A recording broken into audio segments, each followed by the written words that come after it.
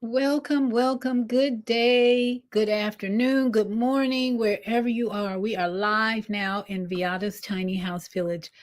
I have an amazing guest today, and we're talking books because authors are showing up everywhere. And this author is especially important in Black History Month and going forward into a consciousness area of our society.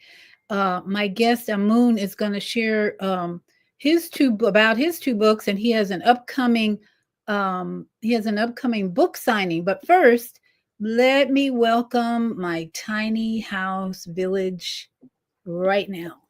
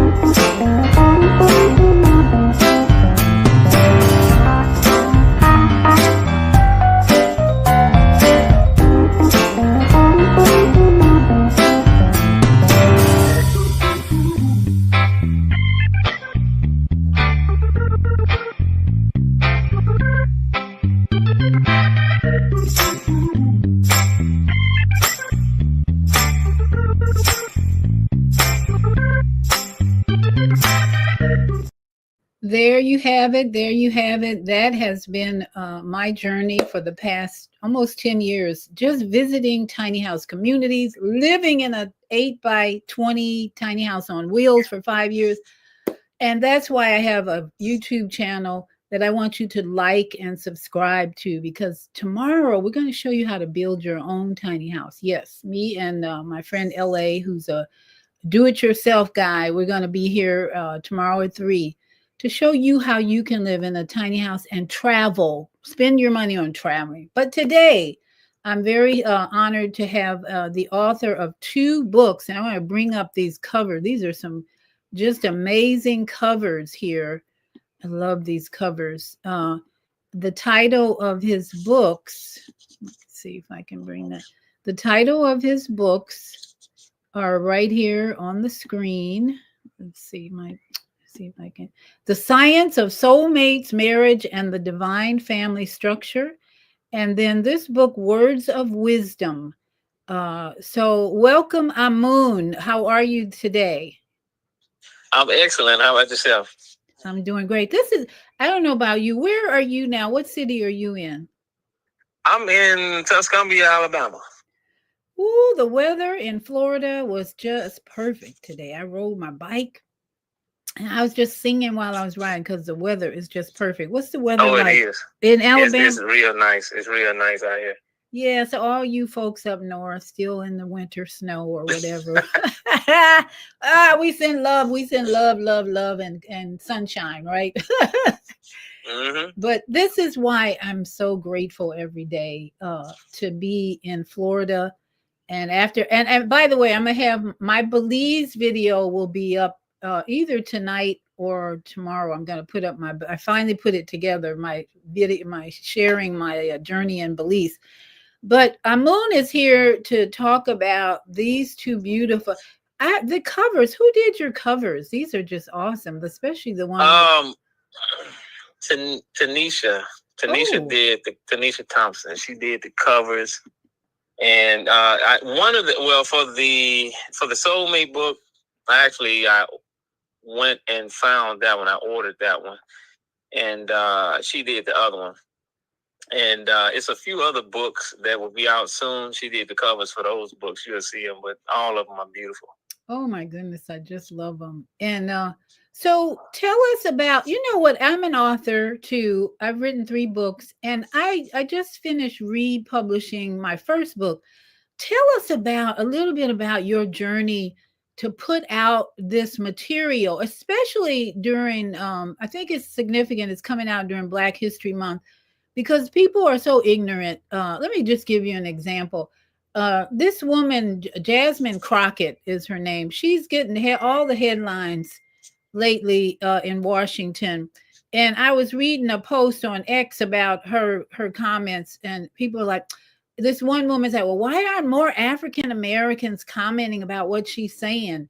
It's like we're not this singular person with no brain that we have to comment on everything a Black person says, especially her in Washington. And we don't have to comment. She's her own person. But I want you, Amun, to start out. How did this journey of writing these books begin for you?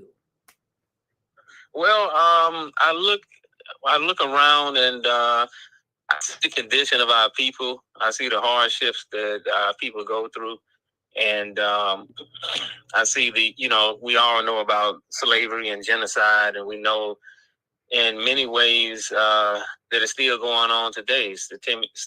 Systemic racism, um, and our people are dying, having health problems. They're lost spiritually. They don't have any culture. So it's just sound mindedness that if you have an issue, we have to go get to the root of the issue to solve the issue. But it's very unintelligent to have all these issues amongst us as a people and not solve any of these issues and not try to put forth the effort to solve them. So I think that the Most High, put different people here for different purposes, and everybody has their own destiny, and it's my destiny to have sparked the spirit of the divinity in each one of us.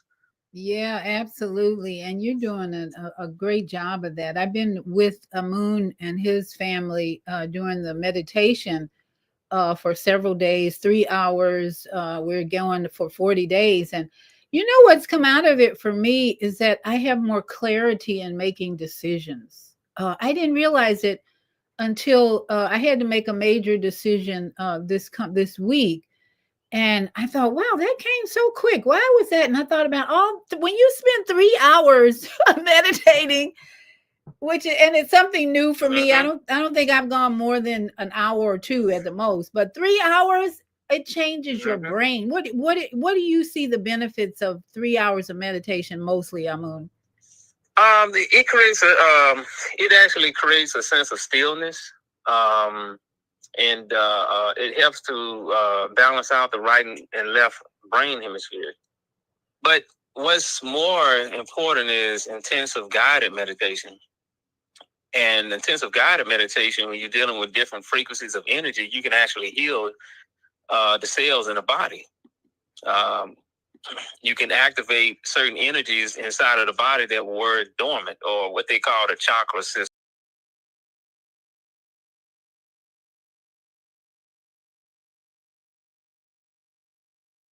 Um, Balance out a person's energy. A lot of people don't understand that the body is not just something that's just a piece of meat with some liquids inside of it. We have 12 bodies, actually. Oh, We have 12 bodies. okay. Yeah, we have 12 or 7 physical bodies and 5 spiritual bodies. And all of those bodies have to be maintained, and that's why it's good to have a wholesome diet, positive thinking, because negative thinking, they have modern doctors have found that negative thinking have done a lot of havoc to the physical body. It's very bad. So stress, They talk about the not getting enough sleep puts a lot of stress on the body, and also is behind bad health, negative music, places that you can visit that there's a lot of negative energy. You see, it's just meditation zeroes all of that out. It cleanses you spiritually. It cleanses you mentally.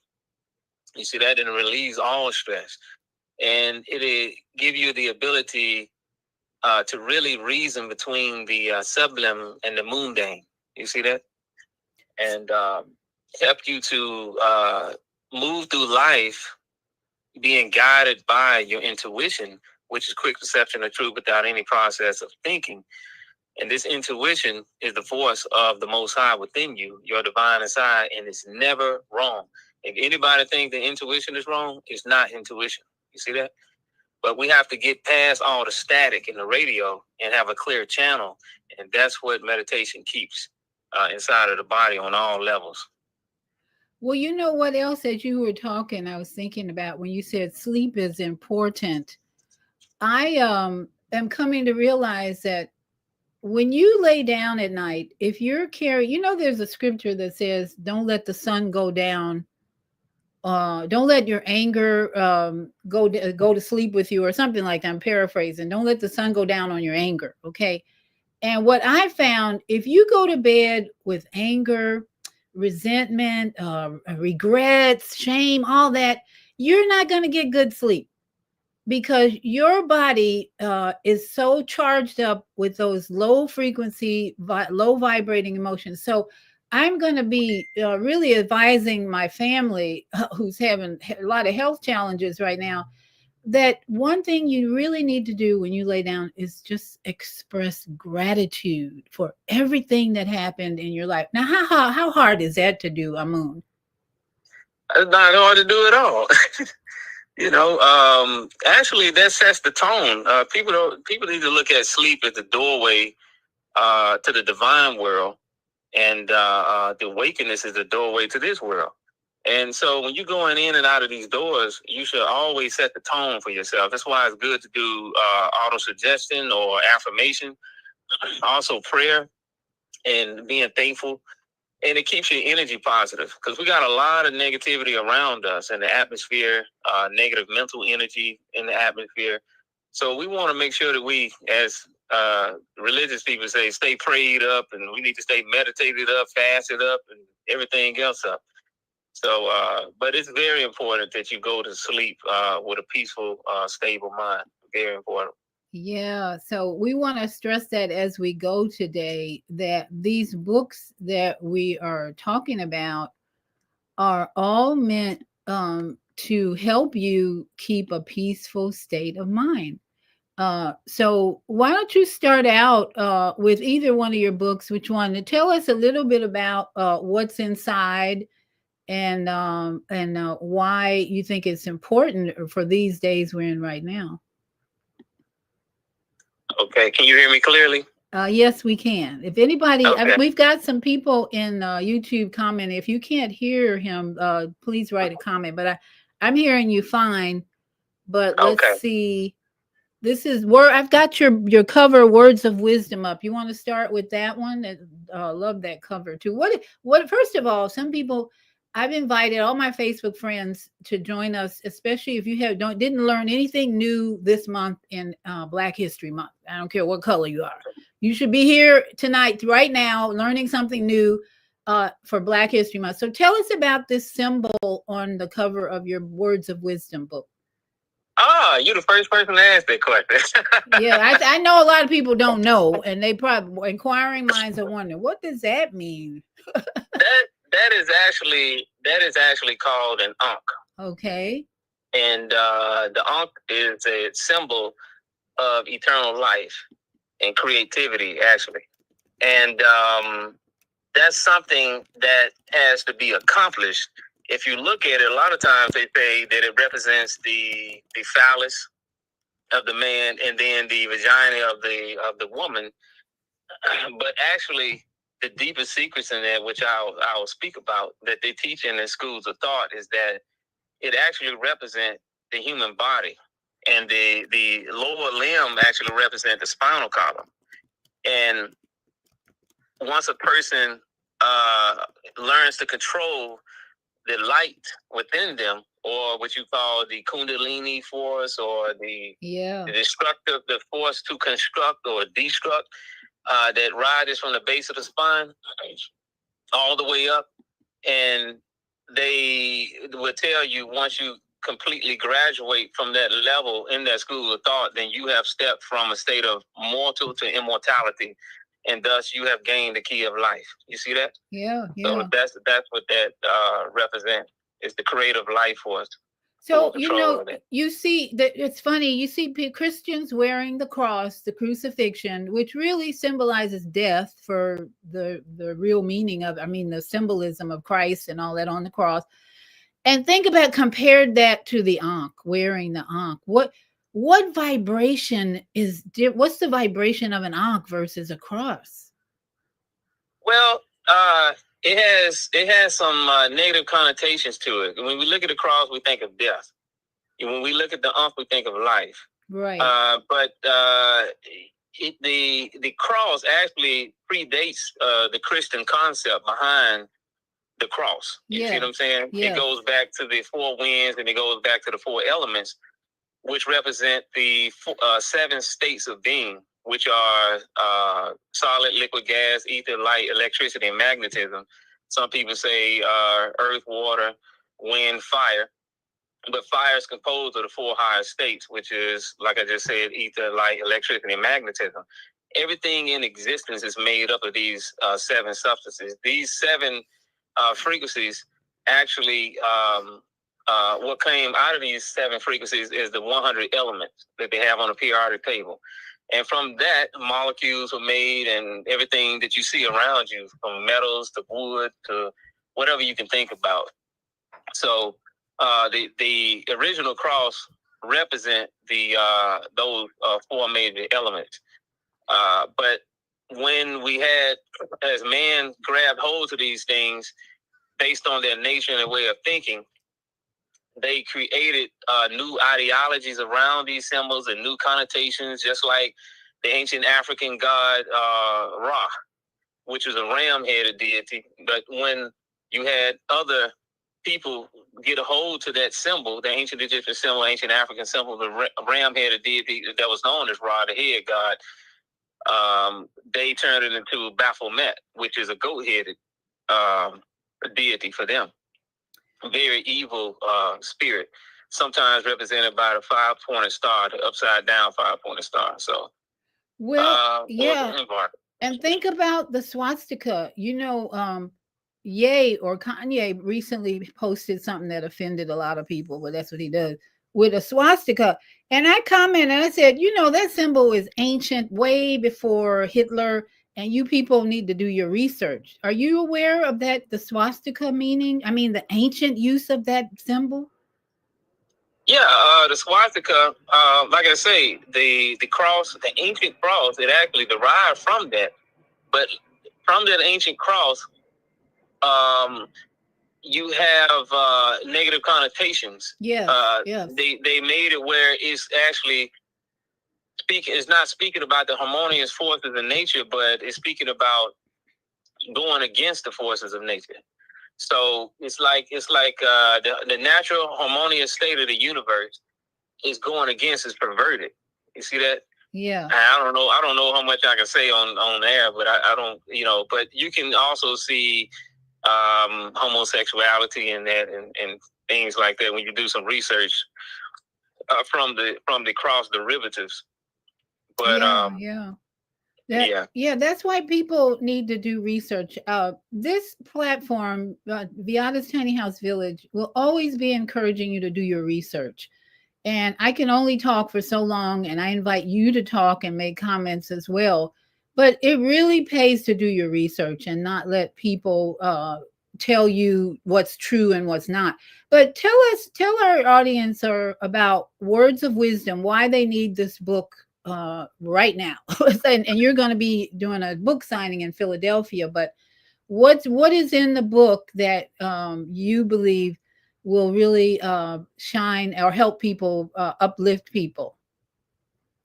That book, I somewhat credit myself from that for that book, but those writings actually came through me when I was Oh, writing. I went through many different emotional states, and that's why sometimes I myself pick the book up and read it. I'm like, wow, ah, because a lot of that it came through me, and I'm to just put it on paper. It's kind of like what Michael Jackson said. He don't like to, put his names on a lot of the beats and music that that they say he created because it actually came through him from above, as he say. yes, So yes, it serves as a lot of wisdom, forgotten wisdom, and some of the wisdom as should come as a reminder to the people. So it actually has an effect on the minds and hearts of a person when they read it, and it tends to take them through mental transformations and change ah, the way they think and rewire the way they think. And it also takes the concept of something out there in the clouds, out there in the universe, and it points directly inside of them, which is the way that the most advanced people on the planet, how they talk, that the divine intelligence is in you. It's anchored in you as the true you within, you see. yeah, And yeah, it instilled also dignity and pride back in African American people or Moors or Hebrews or whatever you want to call us. It instilled the that they call the God, what they call it, the God complex, or some people call it the divine complex or the divine mind. It distills that back into the people so that they can look at outside of themselves from the standpoint of view of divinity, and not something that's let's say creative, but as creators. You see that? yeah, yeah. Because there's a difference between the two. So, in what area of the melanin community do you think they are lacking wisdom the most? I mean, I could go on. You don't even want to hear from me about that, but I want to know from you because of this book. What are one or two areas you think where the melanin community really needs some of these words of wisdom? Um, we actually, as a people, we have enough knowledge, enough wisdom on the planet, from enlightened minds to actually get ourselves together and rule ourselves and actually rule the whole planet. Yes. But the problem is that it's a lot of people are distracted by demonic music Right. Okay. and the things Music. on the radio. They're not applying anything that they have. The majority of people are not applying what they have. People have some of these books and may have dust sitting on these books on their shelves. They're not utilizing the wisdom. There's no application in what they're doing. They just talk and talk and talk and talk and talk, and that's not going to get you anywhere. And I wasn't trained that way, and I wasn't brought up that way. Dealing with this wisdom, it was different. I had to apply myself and go through rituals and ceremonies and spiritual practice. So my foundation is not a foundation of intellect alone, but it's a foundation of application. And that's why I feel that it's easy for me to see that, and probably yourself, like you say, I'm pretty sure you see that is people are not applying, what they talk about. Yes. So I think that's the biggest problem right there. Yeah, absolutely. And it's just, and even the music, I'm sure you have heard about Kendrick Lamar's performance at the Super Bowl, and how this thing is gone global and just has spread out so far. What is your opinion about hip hop and rap music, and what Kendrick has done to revive really hip hop? Well, I think he's doing a good job, but Kendrick is only one person, Yeah, and hopefully he can influence others. yeah, But hip hop started out as a like it's the griot, right, from Africa, a tribal historian. African, That's right? Yeah, that's rap over here, storytelling, and we had a lot of like Queen Latifah and a lot of other rappers talking about a lot of good information. So, but these principalities in high places, they couldn't let that go on. They had to interfere with that. So what they do is they have they had a meeting, and then they put their implants, and also implants as far as getting somebody in there, signing someone in there to not talk about unification, but diversity in the form of sex, materialism, and drugs, and so forth and so on, and start putting that and pumping that message out there. You see that? And so they tainted the music. And ever since then, it's been tainted. You just have a few people here and there that come along, such as Kendrick, and hope that will trigger and start a domino effect for others to come. Because now the music is pretty much demonic. Not all, but a lot of it is demonic. Yeah, absolutely. So let's go to your. So the wisdom book is highly recommended for in all communities, especially melanin communities who are struggling with practicing wisdom. Wisdom is a mature energy of thought, of life, of deeds, words. And so, anyone who is experiencing or seeing immature behavior in their community, then this book, we would highly recommend his book, Words of Wisdom. But this, your next book is more talks more about relationships, right? Right. So, yeah, go ahead. Let's look. I'm bringing up. Go ahead. I'm bringing up. Trying to bring up. I got the cover showing, but I want to bring up more of the cover. You mean the content inside? I think I sent it. The name of the book is, let's see, you know the name of the book. I'm gonna bring up I'm bringing The Science of Soulmates, Marriage, and the Divine Family Structure. I gotta be careful with your material. The last we did a show together on, and we talked a little bit about sex, right? Right. And I put up a picture of an art picture of a woman and man entangled, and that was my art picture on YouTube. They took that down because they said it went against their guidelines, and I'm like, what? But thankfully, Facebook did not take it down, so I was able to send the interview we did on this topic, marriage and sex, the science of sex, and all that.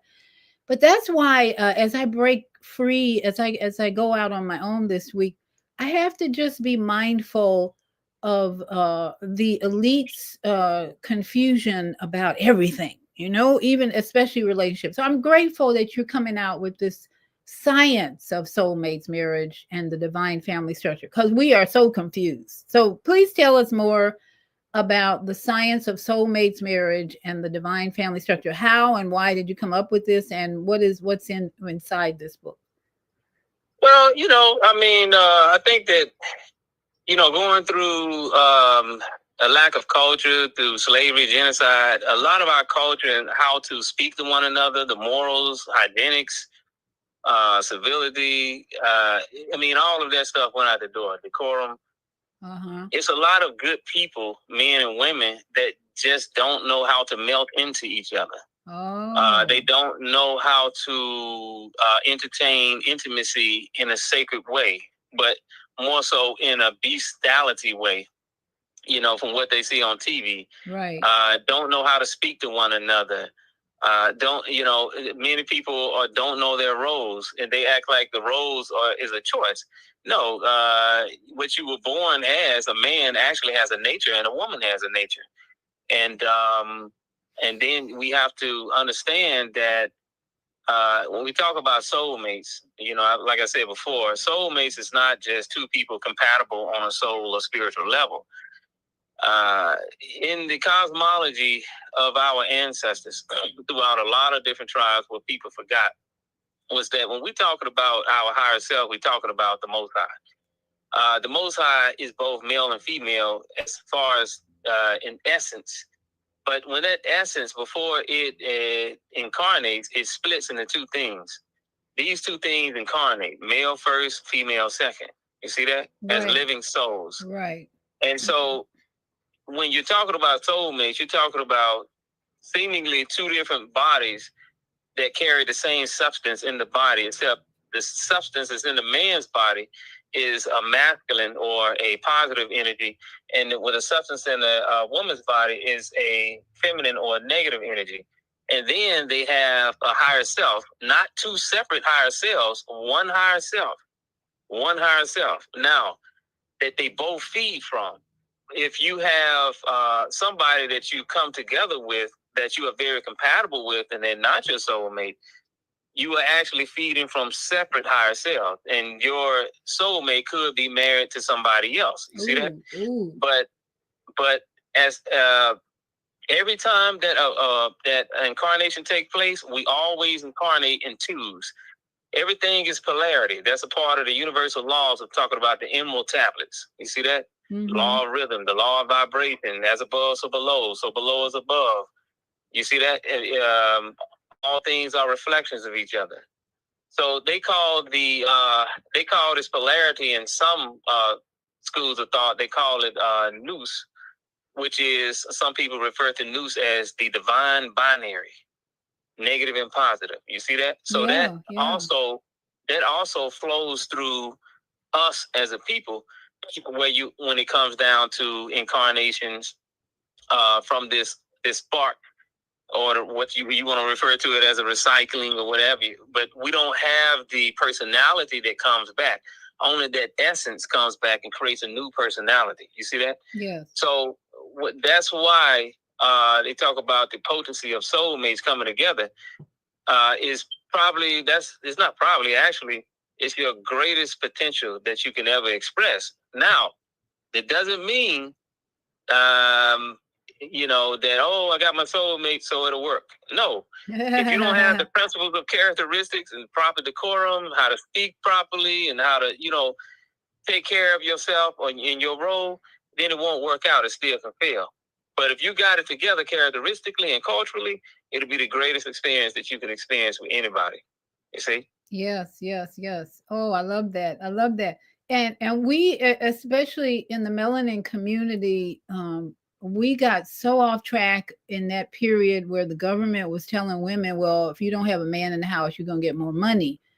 And that's where a lot of people believe started the conflict and the disharmony and the dysfunction in the Black family. What's your thought on that?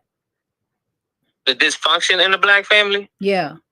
The dysfunction in the Black family, it goes back to the same thing I was speaking about earlier. I mean, all the hundreds and hundreds and hundreds of dysfunctions all come out of slavery and genocide. Yes. And it's still going on today. Yes. Anytime you want to practice your culture, they say it's cultish, but then when you look around, we saying Sunday, Monday, Tuesday, Wednesday, Thursday, Friday, Saturday, all of that is Roman and Greek gods.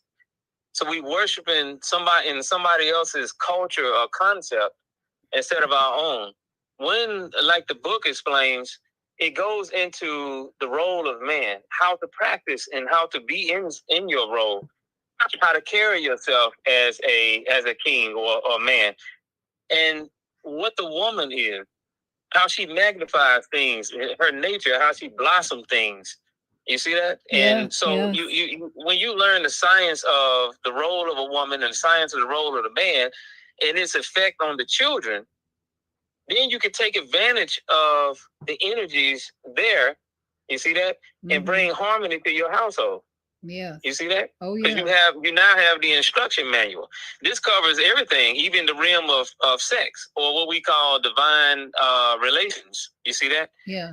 And we understand that the divine essence is in the body of the woman. And we understand the true purpose of intimacy. You see what I'm saying? And that has to do with divine unity and procreation. It also has to do with the balancing of energies. When we talk about sex, coming together, not out of it balances the energies. It's an expression of love. When a man kisses on a woman's body, he's actually worshiping God. You see that? And when because he's talking about the divine essence within her, and when she kisses his body, she's worshiping God. You see that? Yeah, that's beautiful. That's a beautiful vision, that I hope you have a whole chapter on that. Oh yeah, we got plenty of chapters in it. I think it's what it is actually 16 chapters in that book, and it covers you got man, woman, and God, the mechanics of man, woman, and child, consistency and discipline, the general conceptions about love and its role in relationships, kindness, forgiveness, and consideration, family education, the value of time and the importance of alignment, understanding sex and its role and its time, purpose, in marriage. Part one, understanding sex and its true purpose in marriage. Part two, a review of wisdom given, financial management in a family structure, which goes back into roles as well. Conscious while living in the modern world, distribution of work and roles in a self, the black and white magic mirror, which has to do with going to depth with introspection, because you have to continuously balance out the characteristics and make sure the characteristics within you are balanced. So that's very important. Yes, yes. I was married for almost 40 years, and my thing at the beginning of or in the middle, I wanted my husband to be religious and go to church with me and read the Bible with me. And I realized when you talk about soulmates, he was definitely a soulmate, even though I realized my dad kept saying, well, you're unequally yoked. So it became frustrating, no communication. But later on, especially the last year, I realized that this man I was married to had the highest integrity. And when you talk about soulmates, there's something to learn from that partner instead of expecting that person to be what you want them to be. You know what I mean?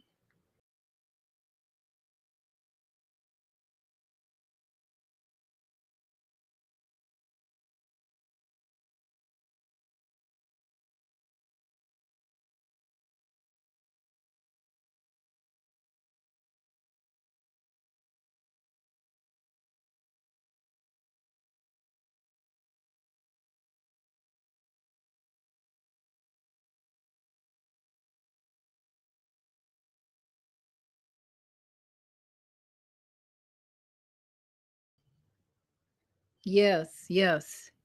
Yeah, so I just realized though that integrity is something that I realize we need more of in every relationship, being, a person.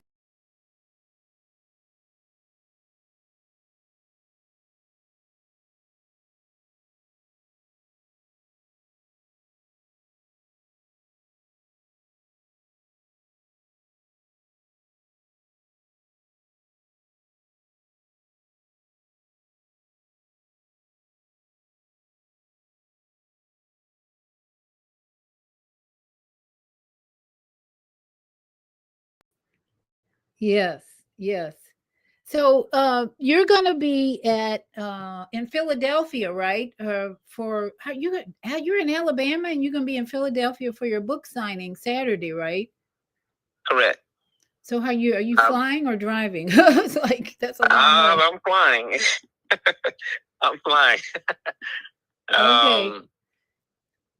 So why Philly? You got family, friends up there? What's going on in Philly? Well, I have people that I know in Philly. The young lady that me and her very close with one another, and she's helping me out a lot, Sister Tamisha. And she's assisting me in contacting various people. And Philly, she's already familiar with a lot of what's there, the bookstores and things like that.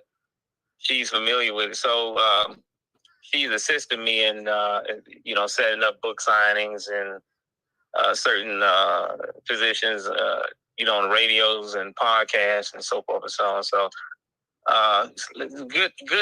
Good resource to get the message out to the people. Very good resource. Okay. Well, if you got to go to Philly, then enjoy the weather. I hope it warms up a little bit more. Let me read. We got some comments here. I see. Heru, is it Heru said audio is going in and out. Okay, is it my audio or his audio? And how does it sound right now? Somebody give me an update on that because I wasn't aware of that. I've been going back and forth with your book cover and so forth. So let me know how the audio is right now, and I'll see if I can adjust it. But we've got, let's see. Prince Nuriel says peace and love. Well, shalom to you too, Prince. And let's see, Pauline is here. She says peace. And we have Haru said peace already. Okay, we got Haru in there. And David Jenkins says greetings, everyone. Oh, nice to see all of you here. Peace and greetings, everyone, from, let's see, that's Zwanini Masomi. I probably messed that up really well. Sounds African though. And then we have Reninoetet Ra, peace and love. And Tanisha is here. She says peace. Let's see. Audio's okay, we got that. And Haru said, you're good now. Okay, good. I apologize because I had to figure out how to get his book on display without his face here and then have his picture here when he's talking, but I'm getting better at this. So I was, yeah, and I wanted to say is the book signing will be March 1st or Saturday, starting at 11 a.m. Okay. That's what time we're setting up. And then it's at Black and Noble Bookstore. It's at 422 South Street. That's Philadelphia, Pennsylvania, 19147. Cool. All in Philly. What do you know about Philly as far as I hear nothing. Usually I don't hear anything positive, but what do you know about Philly? Well, historically it's a very culturally enriched place. It's a lot of great black cities there, what you want to call black Native Americans. We had a lot of culture up there. That was one of the central locations of a great empire. And so many of the artifacts, they found so many artifacts there in Philadelphia, but they try to cover it up. And a lot of the ancient buildings, they have re-bricked them and things like that. So they actually have something on YouTube talking about it. You can look up the ancient history of Philly, and I think Tanisha know more about it than I do. But it's culturally enriched. Its background. Now nowadays, you got a lot of crime, but that's pretty much in every city. It's a lot of it's a lot of crime and things like that. Detached from nature. Everything is just so capitalistic, materialistic, and that's what you find in all the different cities throughout the United States as well as other parts of the world. Okay, Tanisha, he says you know more about Philly than he does. So let's get a good state. Let's bring in a positive statement about Philly, Tanisha, because I don't hear. Yeah, and I had a friend who lived there, and she loved it. But then I just don't watch enough YouTube about Philly positive story. They always love to broadcast negative, who killed who in any major city, but there's always something good. So much history there, I know, that we should be aware of. It's culturally enriched. Yeah, very culturally enriched. They have a lot of cultural gatherings there as well. So, if somebody wanted to be educated, about history and the greatness of our ancestors, you can definitely plug in there. Yes. Now, were you born? Did you say you were born in Alabama? I was born in Alabama. Yep. Tell us a little bit about Alabama, because this is Black History Month, and we want to take full advantage of this hour to educate our listeners and anyone who will see this video about the culture of melanin people all over America. At least we're not going global right now, but America has such rich culture. That's why They Not Like Us is so popular right now, because I don't care. Every race on the planet is into they not like us dancing, and the beat of they not like us is what is motivating people to dance and start researching and learning more. So tell us a little bit about Alabama, because you know a lot about that place, right? Yeah, the original name for this territory, they got that name. It was really called Ali Baba. Alibaba. It's a Native American name. And the town that I was partially raised in is called Tuscumbia, from Chief Tuscumbia, actually. Wow, I didn't know Native that. American chief. Yeah, and so south from here is where my ancestors came from my grandmother's side, and from Moundville, Alabama. Um, so we have a lot of mounds, and then we had a museum out there. They actually removed the museum, but in the museum, you couldn't tell they had statues in there. You couldn't tell the difference between, let's say, African statues and statues of Native Americans. They didn't even look like Native Americans, just black people. And so, so like Philadelphia, we have a lot of historical places throughout Alabama, and right across the Tennessee River is Florence, Alabama. And there is a huge mound over there. It dates back to, I think, 2000 BC, 1500 to 2000 BC. And it used to be a huge shrine on there. And we had a lot of our people would climb that shrine. It's about 75 feet tall. They climbed to the top of the mound. They did a lot of rituals up there. Wow. And they also gave reverence to Ra and the different elements. They didn't worship the sun, but gave reverence to the different parts of nature to stay tuned to the four elements, you see. And all the statues that we used to have in there, oh man, they had wide noses, very thick lips. I mean, it was nothing. I mean, you would think that you just went to West Africa and got some stuff and brought it over here.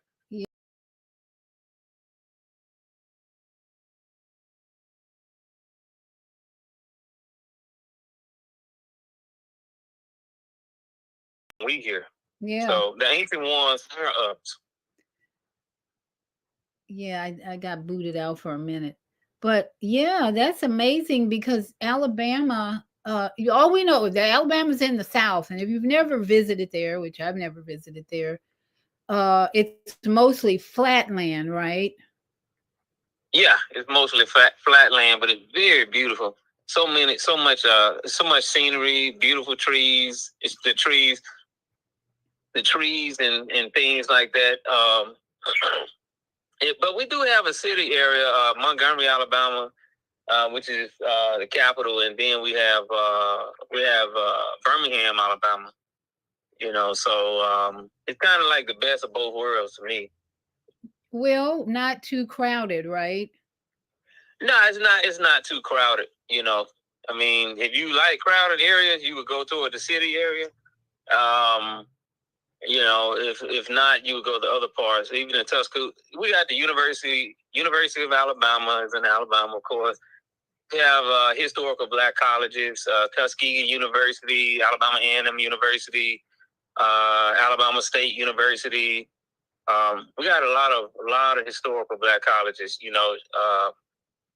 What is it? George Washington Carver, who was brilliant, very brilliant. Oh yeah, yeah, the Peanut Man. Peanut and more. That the thing about George Washington Carver, he wasn't just in the peanuts.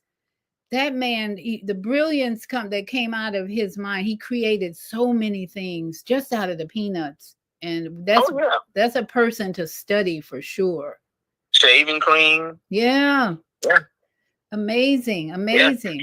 One thing about him, he was able to develop so many different products that he didn't have to change the molecular structure of the substance. That's one thing that got me. He didn't have to change the molecular structure of anything, but he still could develop things. And he developed the procedure and how factories work and things. He's a model. They copied that. That's why they called it plants. Plants like the industry, and the industry have these plants. and they followed his model. Yep.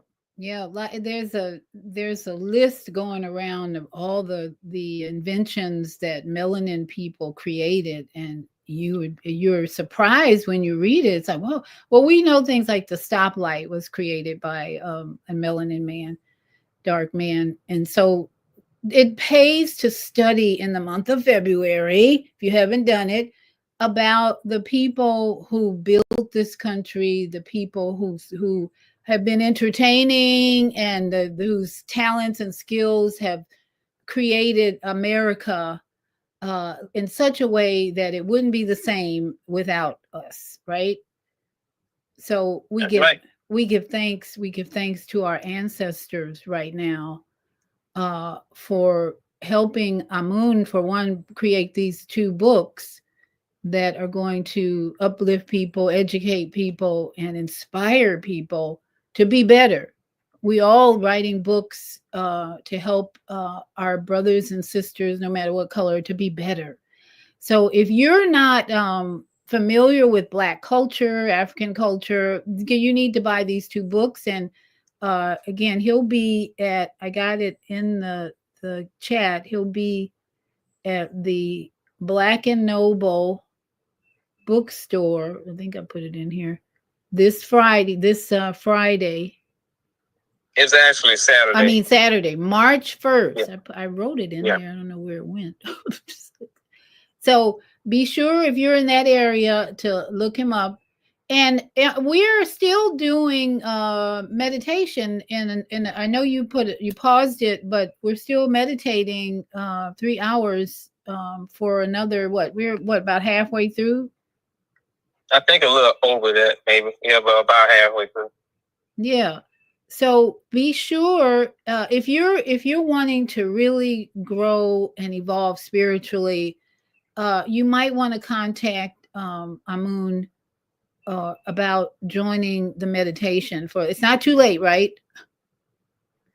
Well, I'm thinking about doing a second round, because I got some people that want to get in and go 40 days. You see, so if so, they can contact me. You know, like I gave you my email, amun5005 Say okay, say that again. AMUN. Yeah, AMUN Uh-huh. 5005 @gmail.com. Okay. If you're interested in going the full mile or the 40 days. Yep, intensive meditation, intensive guided meditation. Yeah. Okay, there it is. So again, I'm so grateful for you being obedient to your assignment and writing. Did you do a lot of journaling in your youth to lead up to you being an author? Your phone went out. I didn't hear what you said. Did you do a lot of journaling in your youth, or like a diary or anything like that to lead up to being an author?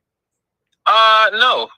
Okay. Actually, I read a lot, and I was taught a lot. I had mentors, I had teachers, and they just filled me with so much information. You know, so I think my knowledge outran my wisdom. So they gave me a lot of information at a young age. Some of the stuff I could retain, some of it I could retain, but I didn't understand. But as time went on and I got older, going through experiences, then I gained a lot of wisdom and had an understanding of it. So, you know, I think somebody was saying, hey, the power of the pen. So I'm like, okay, I need to put this stuff down in book form and get it to people, you know, because I need to leave. I was thinking about my children and stuff, and I was like, well, you know, maybe I need to teach them this stuff or leave it to somebody, because I wasn't raised like the average, you know, teenager and child. You know, I was pretty much locked up in a room and doing different things from to 16. It was like reading encyclopedias, learning about ancient Black Hebrews, the ancient Black Sumerians, ancient Egyptians, all the cultures around the world.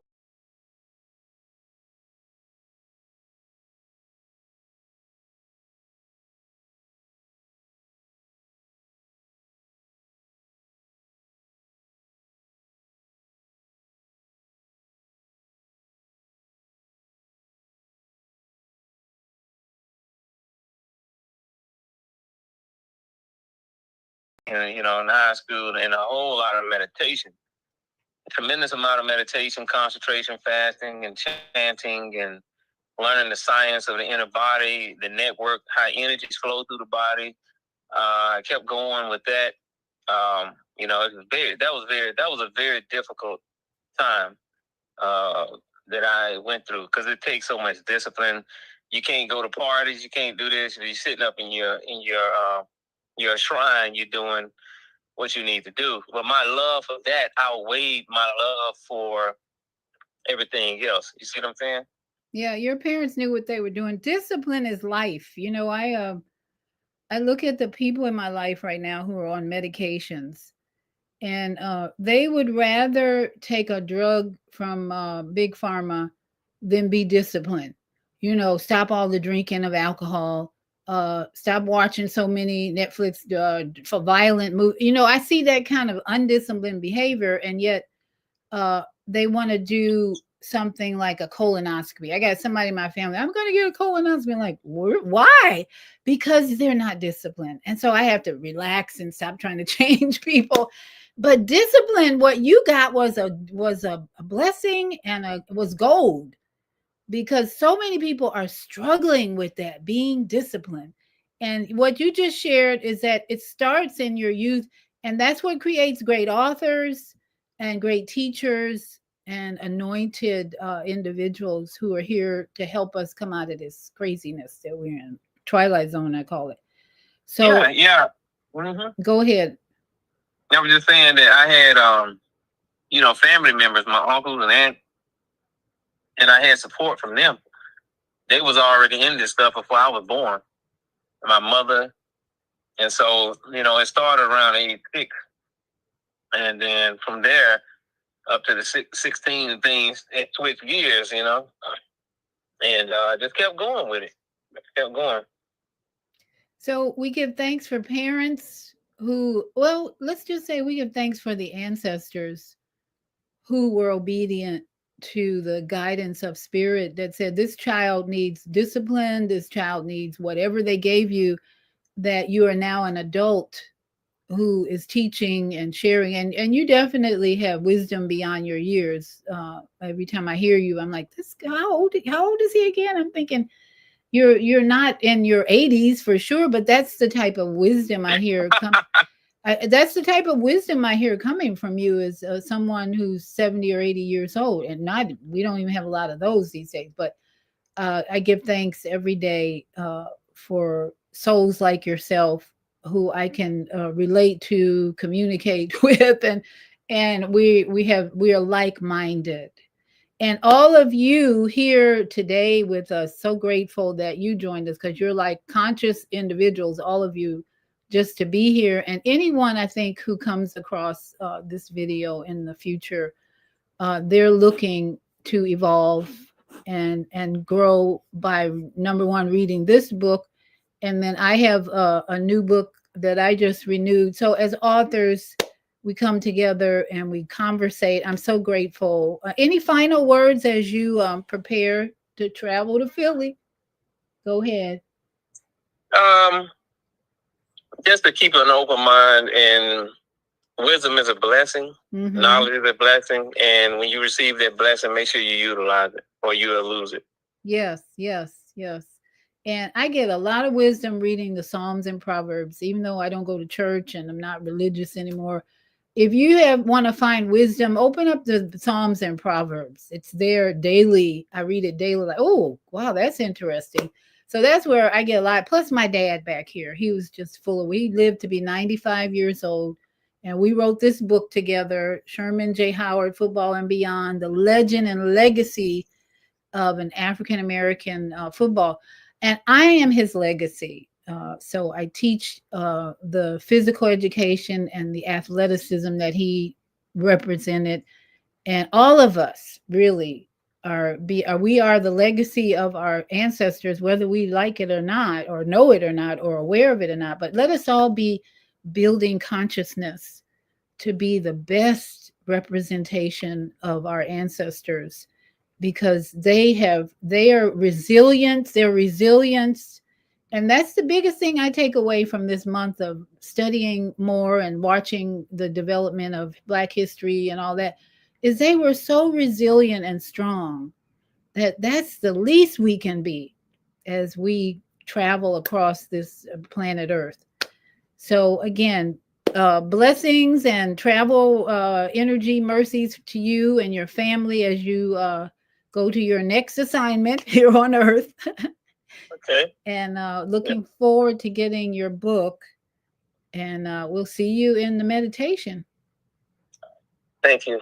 All right. So everybody have a good evening. I see my grandkids are here, so it's perfect timing that we say good night. And I'm gonna play say good night. And again, this is my tiny house village tomorrow at 3. My co-worker, my partner, not my partner, business partner, and I are going to be showing you part 1 of how to build your own tiny house. We're going to be getting really serious about this because both of us are so knowledgeable about this topic.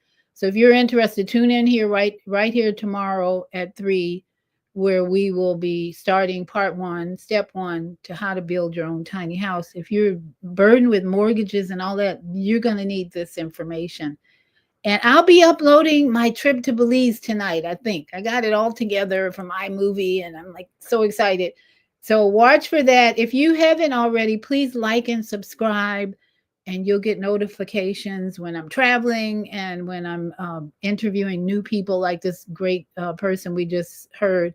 And otherwise, everybody have a great evening. Stay in gratitude, and just remember, when you lay down, no matter what took place, be grateful, because there's a lesson in it. So shalom.